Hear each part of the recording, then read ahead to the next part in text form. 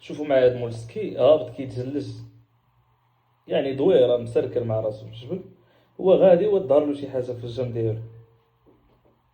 شوفوا معاه، بعد ما ظهرت له شي حاجه غادي يرجع ليها، غادي يلقى واحد السكيد، واحد السيد راسو لتحت ورجلو الفوق. ومن هنا غادي يعتقو، يقدم له المساعده كما كتشوفوا، غادي يحفر عليه وغادي يطلع.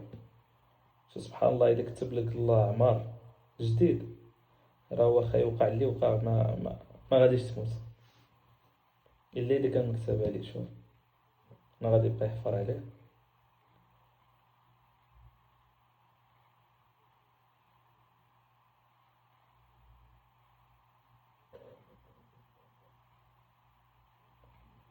دابا السيد هذا في رمشة عين بإمكانه يموت بسرعة. علاش؟ لأنه راسو لتحت ورجلو الفوق، مجرى جريان الدم متوقف، تنفس ثلج، يمنع التنفس ولا وصول الأكسجين ليلو، يعني يموت بسرعة.